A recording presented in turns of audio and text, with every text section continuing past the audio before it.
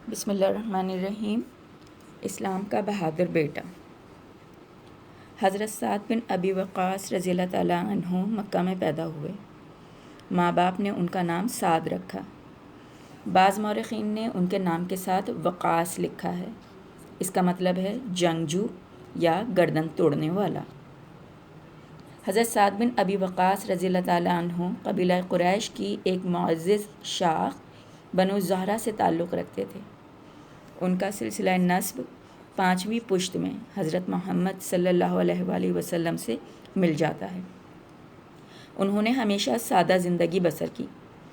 بچپن ہی میں تیر کمان بنانے کا فن سیکھ لیا۔ اس زمانے میں اس فن کی بڑی قدر تھی۔ حضرت سعد بن ابی وقاص رضی اللہ تعالیٰ عنہ نے اس فن میں ایسا کمال پیدا کیا کہ لوگ دور دور سے ان کی بنائی ہوئی کمانیں اور تیر خریدنے آتے تھے۔ حضرت سعد بن ابی وقاص رضی اللہ تعالیٰ عنہ نبی پاک صلی اللہ علیہ وآلہ وسلم کے نہایت پیارے ساتھیوں میں سے تھے۔ آپ رضی اللہ تعالیٰ عنہ نے اسلام قبول کرنے میں پہل کی۔ آپ رضی اللہ تعالیٰ عنہ کا شمار ان صحابہ میں ہوتا تھا جن کو اللہ تعالیٰ نے قرآن پاک میں السابقون الاولون کہہ کر پکارا اور جنت کی بشارت دی۔ حضرت سعد بن ابی وقاص رضی اللہ تعالیٰ عنہ نے اسلام قبول کرنے کے بعد مکے میں ہر قسم کی سختیاں اور ظلم برداشت کیے۔ آپ رضی اللہ تعالیٰ عنہ نے نبوت کے 13ویں سال نبی پاک صلی اللہ علیہ وآلہ وسلم کے حکم سے مدینے کی طرف ہجرت کی۔ ہجرت کے 2 سال بعد بدر کی لڑائی پیش آئی۔ اس لڑائی میں تقریباً 1000 کافروں کے مقابلے میں 313 مسلمان تھے۔ مسلمانوں کے پاس لڑائی کا پورا ساز و سامان بھی نہ تھا، لیکن یہ مٹھی بھر مسلمان اللہ کی راہ میں ایسے جوش سے لڑے کہ انہیں ہتھیاروں یا تعداد کی بھی پرواہ نہ تھی۔ ہاں، ان میں اللہ کی راہ میں جان قربان کرنے کا جذبہ معجزن تھا۔ ان صحابہ میں حضرت سعد بن ابی وقاص رضی اللہ تعالیٰ عنہ اور ان کے چھوٹے بھائی حضرت عمیر بن ابی وقاص رضی اللہ تعالیٰ عنہ بھی شامل تھے۔ اگلے سال غزوہ احد میں بھی مسلمان غزوہ بدر کی طرح اسی بے جگری سے لڑے کہ کافروں کو بھاگنے پر مجبور کر دیا۔ ایک اتفاقی غلطی کی وجہ سے لڑائی کا پانسا پلٹ گیا۔ غلطی یہ تھی کہ قریبی پہاڑی پر نبی پاک صلی اللہ علیہ وآلہ وسلم نے 50 تیر اندازوں کو اس غرض سے کھڑا کیا کہ وہ کافروں کو مسلمانوں پر پیچھے کی طرف سے آ کر حملہ کرنے سے روکیں۔ نبی پاک صلی اللہ علیہ وآلہ وسلم نے ساتھ ہی یہ حکم بھی دیا تھا کہ کسی بھی حالت میں اپنی جگہ نہیں چھوڑنی۔ کفار واپس بھاگے تو تیر اندازوں نے وہ جگہ چھوڑ دی۔ ان کا خیال تھا کہ کافروں کو شکست ہو گئی ہے اور مال غنیمت سمیٹنے کا وقت ہے، لیکن کافروں نے گھاٹی کا چکر لگا کر پیچھے کی طرف سے مسلمانوں پر حملہ کر دیا۔ اس اچانک حملے سے افراتفری پھیل گئی۔ مزید غضب یہ ہوا کہ رسول پاک صلی اللہ علیہ وآلہ وسلم کی شہادت کی خبر پھیل گئی۔ اس پر بعض مسلمانوں نے سوچا کہ اب لڑائی سے کیا حاصل۔ وہ اپنی اپنی تلواریں لے کر دشمن کی صفوں میں گھس گئے اور لڑتے لڑتے شہید ہو گئے۔ ادھر نبی پاک صلی اللہ علیہ وآلہ وسلم اپنے چند جانثاروں کے ساتھ لڑائی کے میدان میں جم کر کھڑے تھے۔ ان جانثاروں میں حضرت سعد بن ابی وقاص رضی اللہ تعالیٰ عنہ بھی شامل تھے۔ حضرت سعد بن ابی وقاص رضی اللہ تعالیٰ عنہ ماہر تیر انداز تھے۔ حضرت محمد صلی اللہ علیہ وآلہ وسلم اپنے ترکش سے تیر نکال کر حضرت سعد بن ابی وقاص رضی اللہ تعالیٰ عنہ کو دیتے جا رہے تھے اور ساتھ ساتھ فرماتے جا رہے تھے، اے سعد، تیر چلا، میرے ماں باپ تجھ پر قربان۔ حضرت علی رضی اللہ تعالیٰ عنہ فرماتے ہیں کہ میں نے سعد رضی اللہ تعالیٰ عنہ کے سوا کسی اور کے حق میں ایسے الفاظ رسول اکرم صلی اللہ علیہ وآلہ وسلم سے نہیں سنے۔ ہجرت کے 10ویں سال رسول پاک صلی اللہ علیہ وآلہ وسلم حج کے لیے مکہ تشریف لے گئے۔ حضرت سعد بن ابی وقاص رضی اللہ تعالیٰ عنہ سمیت 1,00,000 سے زائد مسلمان آپ صلی اللہ علیہ وآلہ وسلم کے ساتھ تھے۔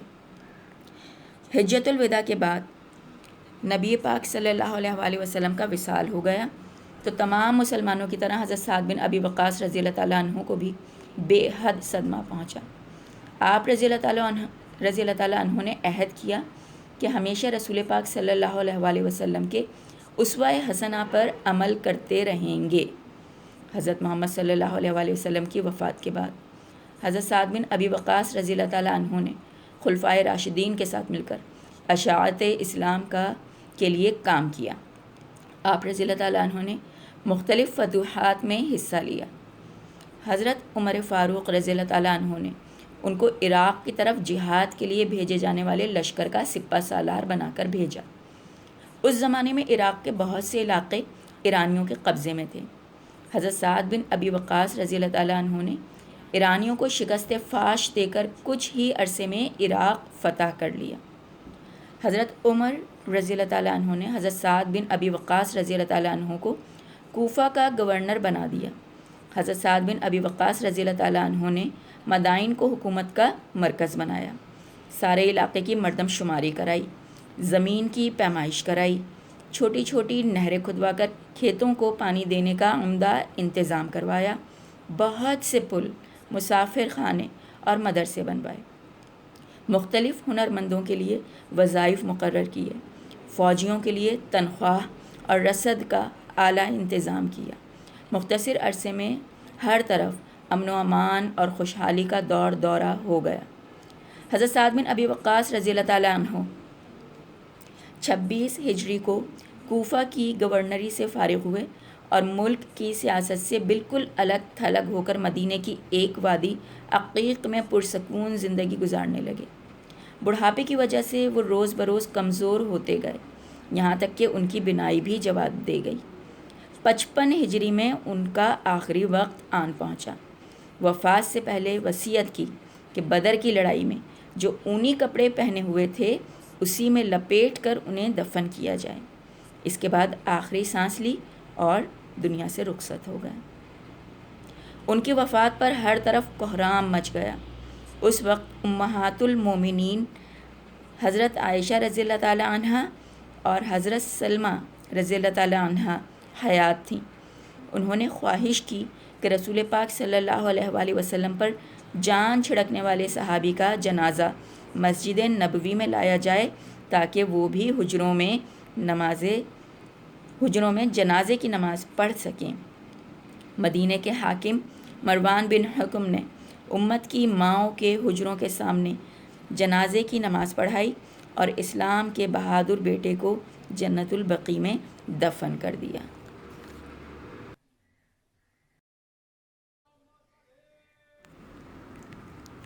اب ہم اس سبق کی وضاحت کریں گے اور ہم صفحہ نمبر کے حساب سے اس سبق کی وضاحت کریں گے، اور کچھ سوالات آپ کو یہاں پر لکھے ہوئے نظر آ رہے ہوں گے۔ اس وضاحت کے مدد سے آپ ان سوالات کے جوابات بآسانی دے سکتے ہیں۔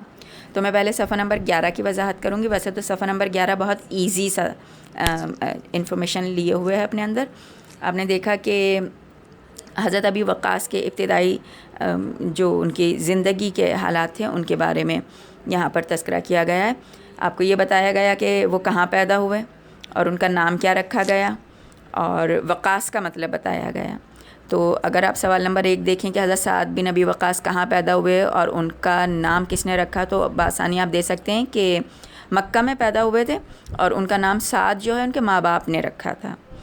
اور پھر دوسرا سوال ہے کہ وقاص کا مطلب کیا ہے، تو وقاص کا مطلب بھی پہلے ہی پیراگراف پر آپ کو نظر آ رہا ہے کہ وقاص کا مطلب ہے جنگجو یا گردن توڑنے والا، تو آپ اس کا جواب بھی لکھ سکتے ہیں۔ اب تیسرا سوال کہ حضرت سعد رضی اللہ تعالیٰ عنہ کس گھرانے سے تعلق رکھتے تھے اور کس پشت میں آپ کا سلسلہ حضرت محمد صلی اللہ علیہ وآلہ وسلم سے ملتا ہے، تو آپ اس کا جواب بھی بآسانی مرتب کر سکتے ہیں کہ قبیلہ قریش کی ایک معزز شاخ بنو زہرہ سے تعلق رکھتے تھے، اور حضور اکرم صلی اللہ علیہ وآلہ وسلم سے آپ کا جو سلسلہ ہے وہ 5ویں پشت میں مل جاتا ہے۔ اس کے بعد آگے ان کی زندگی کے بارے میں بتایا گیا ہے کہ سادہ زندگی بسر کرتے تھے، اور ایک اہم بات یہاں پر جس کو میں تذکرہ کرنا ضروری سمجھتی ہوں کہ بچپن سے ہی تیر کمان بنانے کا انہوں نے فن سیکھ لیا تھا، اور آگے ہم نے سبق میں پڑھا ہے کہ وہ تیر چلاتے تھے اور حضرت محمد صلی اللہ علیہ وآلہ وسلم ان کو جو ہے ایک ہمت دیتے تھے کہ جو ہے تیر ایسا تیر چلا میرے ماں باپ تجھ پر قربان ہوں، ایسی بات کہتے تھے. تو یہ بچپن سے ایک ان کو شوق تھا اور اللہ تعالیٰ نے ان کو اسی میں اتنا طاق کر دیا تھا کہ یہی ان کا بچپن کا شوق جو ہے آگے ہمارے لیے ہم سبق میں دیکھتے ہیں کہ آگے ان کے لیے اور اسلام کے لیے جو ہے وہ اہم ثابت ہوا. تو یہاں پر یہ تذکرہ پھر کیا گیا. اور پھر ہم آخری جو اس سبق پر اس صفحے پر جو آخری پیراگراف ہے اس میں ہم ان کے بارے میں کچھ مزید معلومات پڑھتے ہیں کہ حضرت سعد بن ابی وقاص کا شمار ان اصحاب میں ہوتا ہے جن کو اللہ تعالیٰ نے قرآن پاک میں السابقون الاولون کہہ کر پکارا اور جنت کی بشارت دی.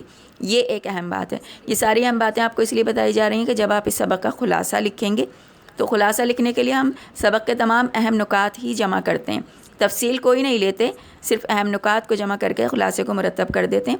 تو اس وجہ سے یہ آپ کو جو ہے آسان ہوگا کہ آپ ان نکات کی مدد سے سبق کا خلاصہ لکھ سکیں.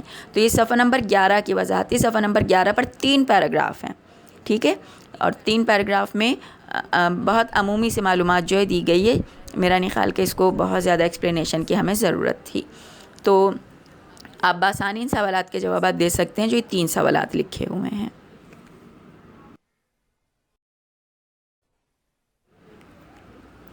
اب ہم صفحہ نمبر 12 کی وضاحت آپ کے لیے کریں گے اور اس صفحے پر آپ کو 4 پیراگراف جو ہیں وہ نظر آئیں گے اور اس وضاحت کے ساتھ ہی آپ ان 3 سوالات کے جوابات دینے کے قابل ہو جائیں گے.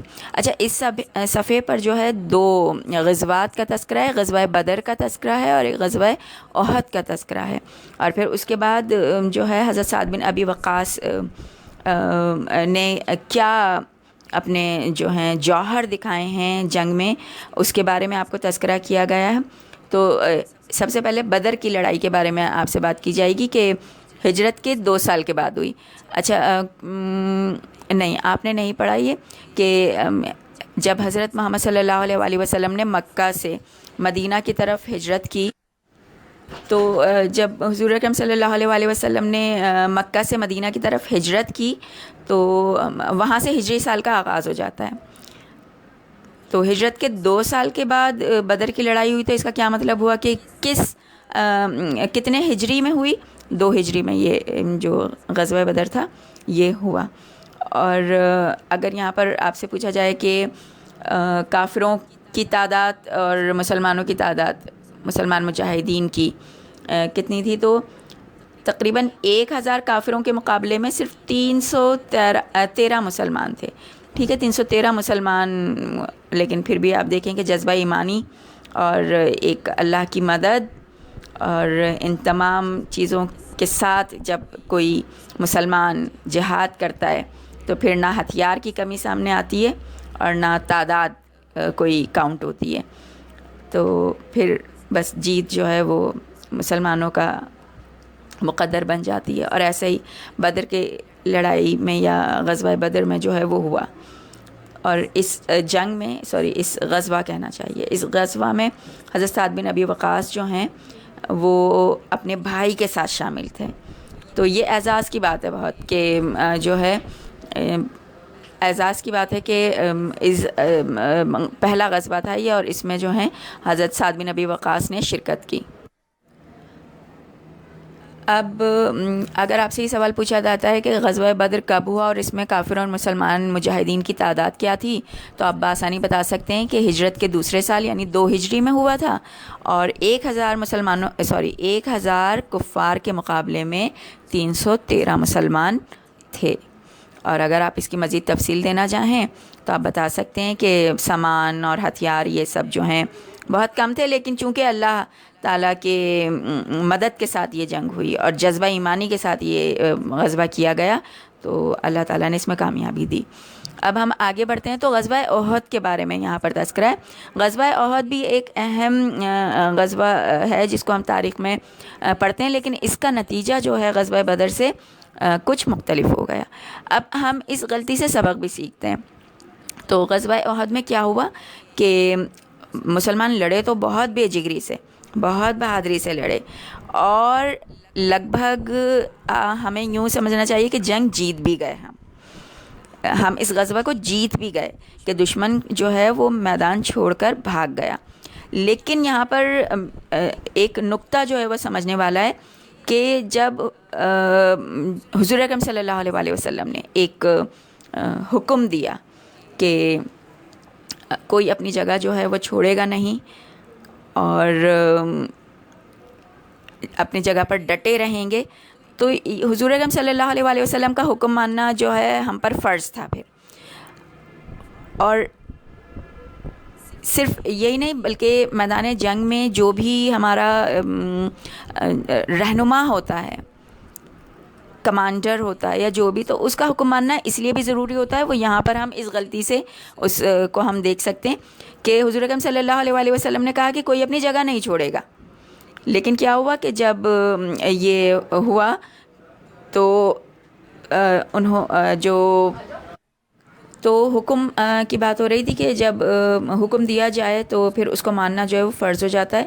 اب حضور اکرم صلی اللہ علیہ وآلہ وسلم کا حکم تھا کہ کوئی اپنی جگہ نہیں چھوڑے گا، تو جب میدان میں مسلمانوں کو جو ہے برتری حاصل ہوئی دشمن پر، تو دشمن میدان چھوڑ کر بھاگا، اور جب وہ میدان چھوڑ کر بھاگے تو تیر اندازوں نے یہ سمجھا، جن کو حضور اکرم صلی اللہ علیہ وآلہ وسلم نے یہ کہا تھا کہ جگہ نہیں چھوڑنی ہے، انہوں نے سوچا کہ ہم جنگ تو ہم جیت گئے، تو چلو اب مال غنیمت جو ہے وہ سمیٹنے کا وقت ہے۔ یہ طریقہ تھا غزوات کے زمانے کا کہ ہم جو ہے، تو اس زمانے کے رواج کے مطابق جنگ میں جب کامیابی نصیب ہو جاتی تھی یا غزوات میں، تو پھر مال غنیمت جو ہے وہ سمیٹا جاتا تھا۔ تو گھاٹی پر موجود جو تیر انداز تھے انہوں نے کیا کیا کہ اپنی جگہیں چھوڑ دیں، وہ سمجھے کہ اب ہم جنگ تو جیت گئے، اور اس طرح سے ایک افراتفری پھیل گئی۔ یہ حکم نہ ماننے کی ایک کہنا چاہیے کہ خامی بھی یہاں پر ہمیں بتائی گئی ہے کہ جب حکم دیا جائے اس کو ماننا ہے، تو وہ افراتفری پھیل گئی، اور پھر ایک اور اس پر جو ہے کہنا چاہیے کہ غضب یہ ہوا کہ کسی نے یہ خبر پھیلا دی کہ حضرت محمد صلی اللہ علیہ وآلہ وسلم جو ہیں وہ شہید ہو گئے ہیں۔ اب یہ ساری باتیں جب جمع ہو گئیں تو دشمن نے اس کا فائدہ لیا۔ انہوں نے دیکھا کہ گھاٹی پر جو تیر انداز موجود تھے وہ تو مال غنیمت لوٹنے چلے گئے، اب انہوں نے کیا کیا کہ ان کی جگہ لے لی اور پھر وہاں سے تیر چلانا شروع کر دیا، اور مسلمان ایک جیتی ہوئی جنگ ہار گئے۔ تو یہ غلطی تھی جو غزوہ احد میں ہوئی۔ اب یہ ایک اتفاقی غلطی تھی، ایسا ہو گیا، نصیب میں نہیں تھا بس اس وقت کہ غزوہ احد کو جیتا جائے، تو اس طریقے سے پھر یہ غزوہ مسلمان ہار گئے۔ اب دوسری طرف ہوا یہ کہ حضور اکرم صلی اللہ علیہ وآلہ وسلم تو اپنے جانثار ساتھیوں کے ساتھ جو ہے وہ میدان جنگ میں مصروف تھے، جنگ کرنے میں، اور ان کو وہم و گمان میں بھی نہیں تھا کہ جو گھاٹی پر تیر انداز ہیں وہ واپس وہاں سے اتر آئے ہیں یا ان کی شہادت کی خبر جو ہے پھیلی ہوئی ہے۔ تو وہ جنگ میں مصروف تھے اپنے جانثار ساتھیوں کے ساتھ، اور ان جانثار ساتھیوں میں حضرت سعد بن ابی وقاص رضی اللہ تعالیٰ عنہ بھی شامل تھے۔ اور ہم نے پڑھا کہ بچپن سے وہ تیر کمان بنانے کا فن سیکھ چکے تھے، اور پھر ظاہر بات ہے ان کو اس بات کا شوق بھی تھا، تو وہ تیر چلا رہے تھے، اور حضور اکرم صلی اللہ علیہ وآلہ وسلم وہ ایک ماہر تیر انداز تھے چونکہ، تو وہ تیر چلا رہے تھے، اور حضور اکرم صلی اللہ علیہ وآلہ وسلم اپنے ترکش سے ان کو تیر نکال کر دے رہے تھے، اور جذبہ اور جوش اتنا تھا کہ حضور اکرم صلی اللہ علیہ وآلہ وسلم ان کو تیر دیتے جاتے تھے اور فرماتے تھے کہ اے ساتھ تیر چلا، میرے ماں باپ تجھ پر قربان ہوں۔ یہ ایک اور طریقہ کار ہے کہ جنگ جوش اور جذبوں کے ساتھ لڑی جاتی ہے، تو وہ جوش اور جذبہ دلانا پڑتا ہے جنگ میں۔ تو حضور اکرم صلی اللہ علیہ وآلہ وسلم حضرت سعد بن ابی وقاص کو وہ جذبہ، وہ جوش جو ہے وہ دلا رہے تھے، اور ایسے الفاظ۔ پھر ہم نے آگے پڑھا کہ حضرت علی رضی اللہ تعالیٰ عنہ فرماتے ہیں کہ انہوں نے کبھی ایسے الفاظ کسی کے لیے نہیں سنے کہ حضور اکرم صلی اللہ علیہ وآلہ وسلم نے بولے ہوں، جو حضور اکرم صلی اللہ علیہ وآلہ وسلم جوش اور جذبہ دلانے کے لیے حضرت سعد بن ابی وقاص کو بول رہے تھے۔ اب یہ بھی ایک ان کے اعزازات میں سے بات ہے۔ اب ہجرت کے 10ویں سال میں رسول پاک صلی اللہ علیہ وآلہ وسلم جب مکہ تشریف لے کر گئے تو حضرت سعد بن ابی وقاص رضی اللہ تعالیٰ عنہ جو ہیں وہ اس مجمع میں، جو 1,00,000 کا مجمع تھا، اس میں شامل تھے۔ اور پھر ہم آگے یہ پڑھتے ہیں کہ جب حجۃ الوداع کا خطبہ دینے کے بعد جب حضور پاک صلی اللہ علیہ وآلہ وسلم کا وصال ہو گیا تو ظاہر بات ہے کہ حضرت سعد بن ابی وقاص نے بہت وقت گزارا ان کے ساتھ، 2 غزوات میں ان کے ساتھ رہے، تو ان کو کتنا دکھ ہوگا، کتنا صدمہ ہوگا، ہم اس کا اندازہ کر سکتے ہیں۔ تو پھر انہوں نے ایک عہد کیا حضور اکرم صلی اللہ علیہ وآلہ وسلم کی جو وصال ہے اس کے بعد، کہ اب وہ تمام عمر جو ہیں ہمیشہ حضور اکرم صلی اللہ علیہ وآلہ وسلم کے اسوہ حسنہ پر عمل کرتے رہیں گے۔ اور حضرت محمد صلی اللہ علیہ وآلہ وسلم کی وفات کے بعد حضرت سعد بن ابی وقاص نے خلفائے راشدین کے ساتھ مل کر اشاعت اسلام کا کام بھی شروع کیا اور بہت سی فتوحات میں حصہ لیا۔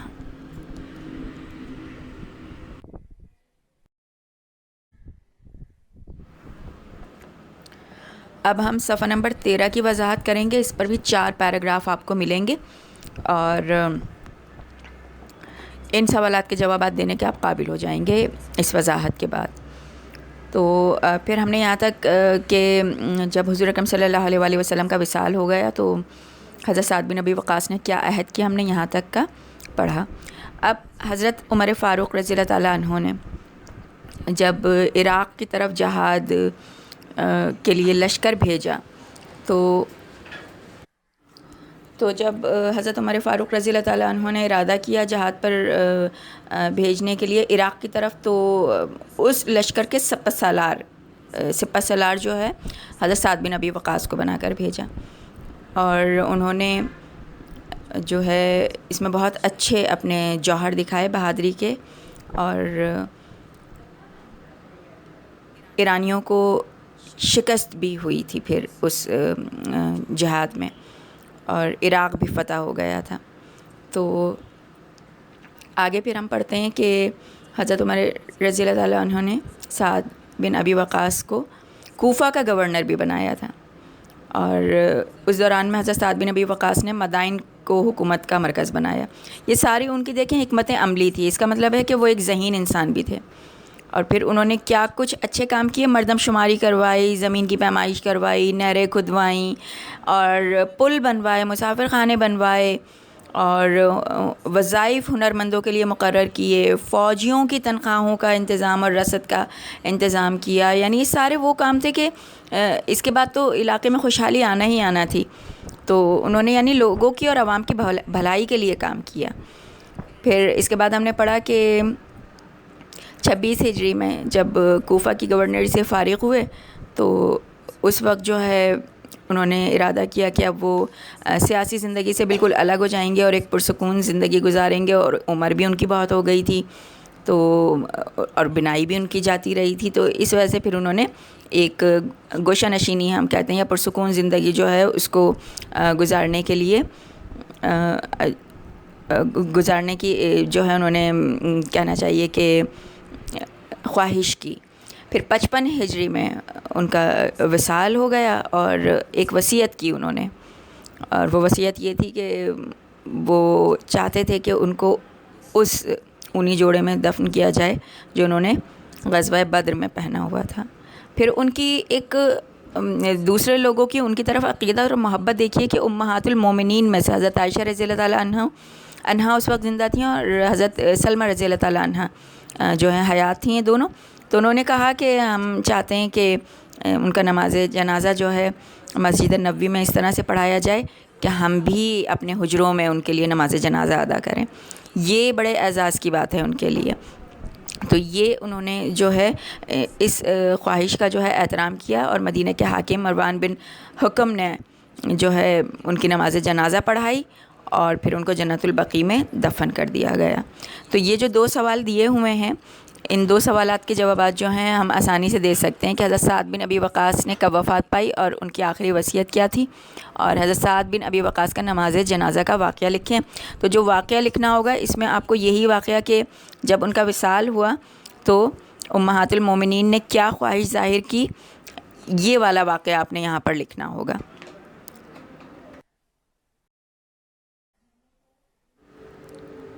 اب آپ کو یہ میں نے پورا سبق جو ہے یہ ایکسپلین کر دیا، سوالوں کے جواب بھی آپ دے لیں گے، مشکل الفاظ جو ہیں وہ آپ کی کتاب میں موجود ہیں، آپ انہی کو دیکھیں گے۔ ایک کام آپ نے کرنا ہے کہ سبق کا خلاصہ لکھنا ہے۔ سبق کا خلاصہ لکھنے کے لیے طریقہ کار جو ہوتا ہے اس کو میں نے ایک لنک میں ڈسکرپشن میں ڈال رہی ہوں۔ جب آپ اس لنک کو کلک کریں گے تو آپ وہاں پر یہ سیکھ سکتے ہیں کہ خلاصہ کیسے لکھا جاتا ہے۔ وہاں آپ کو ایک ویڈیو ملے گی، خلاصہ کیسے لکھا جاتا ہے اس نام سے، آپ اس کو دیکھیں گے تو خلاصہ لکھنے کا طریقہ کار آپ کو وہاں پر سمجھایا گیا ہے۔ تو آپ ان نکات کو ذہن میں رکھتے ہوئے اس سبق کا خلاصہ مرتب کریں گے، ٹھیک ہے۔ خلاصہ لکھنے کے لیے ہم صرف اہم نکات لکھتے ہیں، کوئی تفصیلات نہیں دیتے، صرف اہم نکات کی مدد سے خلاصہ جو ہے وہ ترتیب دیا جاتا ہے۔ تو پھر آپ اس سبق کا خلاصہ لکھیں گے خود سے تمام کے تمام۔ ماشاءاللہ آپ بڑے بچے ہو گئے ہیں اب، اور کوشش کریں گے۔ اچھا، خلاصہ ایک صفحے سے زیادہ نہیں ہونا چاہیے، ایک سے اگر زیادہ ہوا تو 1.5 صفحہ، اس سے زیادہ نہیں ہونا چاہیے، اس بات کو آپ اپنے ذہن میں رکھیں گے۔